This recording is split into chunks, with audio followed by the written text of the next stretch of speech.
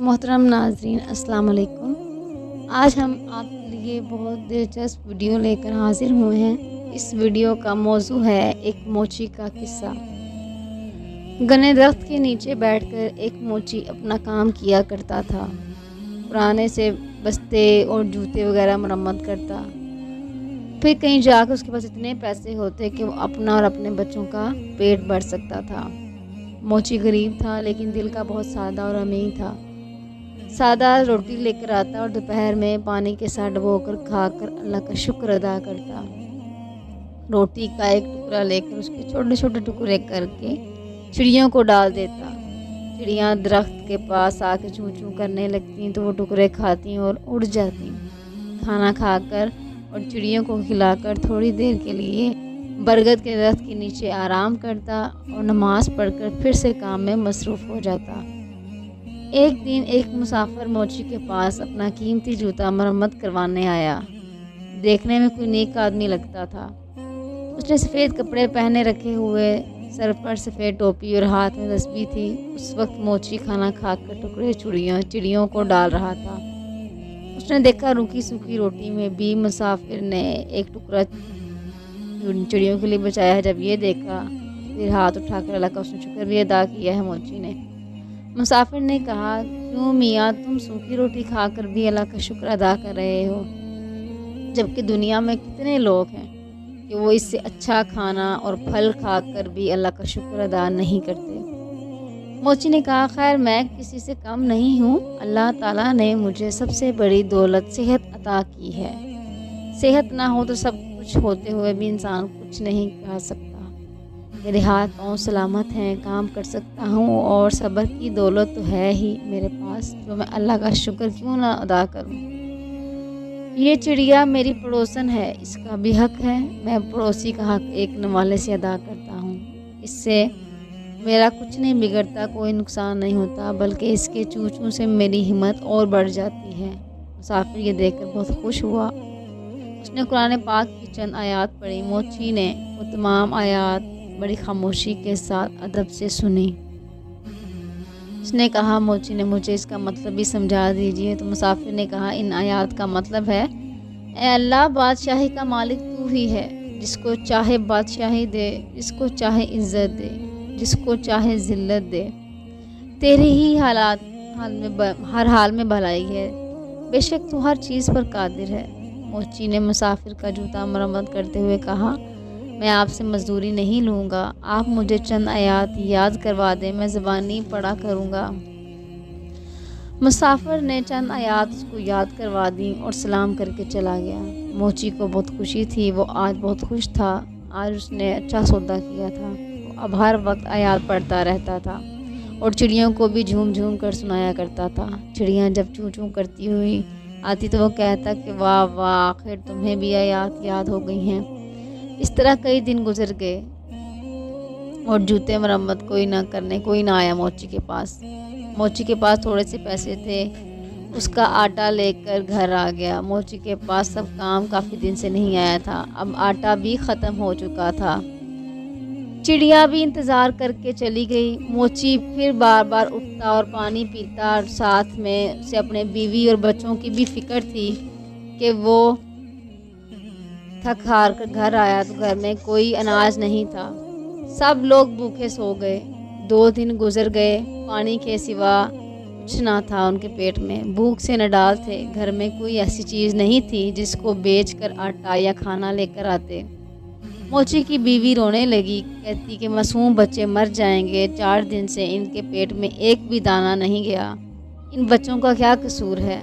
सामने घर जाओ, उधर आज दावत है, देगें पक रही हैं। बच्चों के लिए कुछ खाना ले आओ या उस अपने हमसाए से कहना हमें कुछ उधार पैसे दे दे। मोची कहने लगा, ऐ नेक वक्त, सामने वाला पड़ोसी बड़ा घमंड है। वो किसी पर एहसान नहीं करना लेना चाहता, मगर इन बच्चों की हालत मुझसे देखी नहीं जा रही।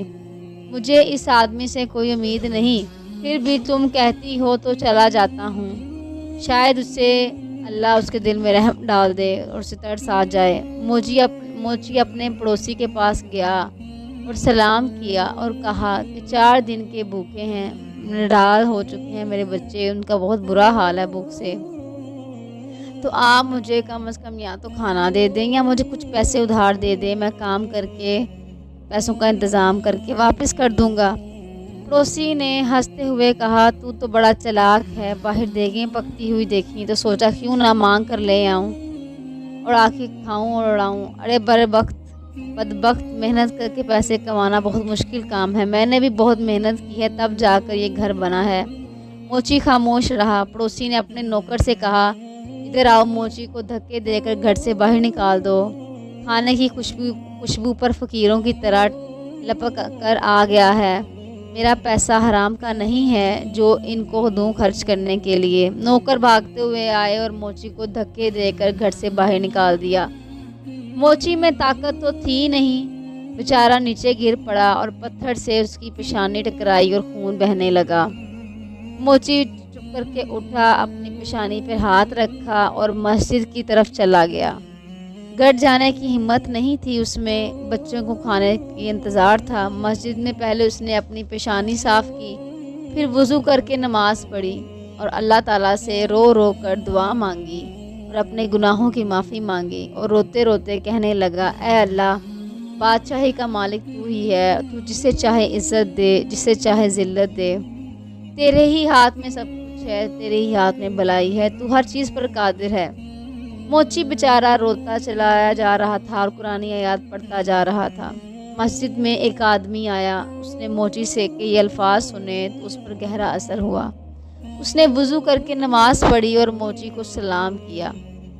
میں تاجر ہوں، اس شہر میں نیا آیا ہوں، مجھ پر مصیبت پڑ گئی ہے، میرا ساتھی مر گیا ہے، مجھے ملازم کی ضرورت ہے، اگر تم میرے ساتھ کام کرو تو میں تمہیں تمہارا حق پورا دوں گا، وعدہ کرو کہ وفاداری سے کام کرو گے۔ موچی نے اللہ کا شکر ادا کیا کیونکہ اللہ تعالیٰ نے اس کی دعا سن لی تھی۔ اس شخص نے موچی کو دیکھ کر اس کو رقم کچھ دی اور موچی نے کھانا خریدا اور گھر آ گیا۔ سب نے مل کر کھانا کھایا۔ موچی نے تاجر کے ساتھ مل کر کام کرنا شروع کر دیا۔ تھوڑی ہی مدت میں موچی کے پاس بہت سا پیسہ جمع ہو گیا۔ تاجر جب اپنا وطن واپس جانے لگا تو موچی نے خود تجارت شروع کر دی اور اللہ کی اتنی اس کو برکت ہوئی کہ موچی شہر کا امیر ترین آدمی بن گیا۔ اس نے خوبصورت گھر بنوایا اور اس نے وہی آیات جو ہر وقت پڑھا کرتا تھا پتھر پر لکھوا کر اپنے گھر میں لگا لی۔ اس کے ہاں بڑے نوکر کام کیا کرتے تھے، باورچی خانے میں ہر ٹائم کھانا پکتا تھا، جو بھی غریب آتا اس کو عزت سے بٹھاتا اور کھانا کھلاتا۔ برگد پہ جو چڑیاں رہتی تھی انہیں وہ ابھی بھی نہیں بھولا تھا، ہر روز انہیں ڈھیر سارا دانہ ڈال کر آتا۔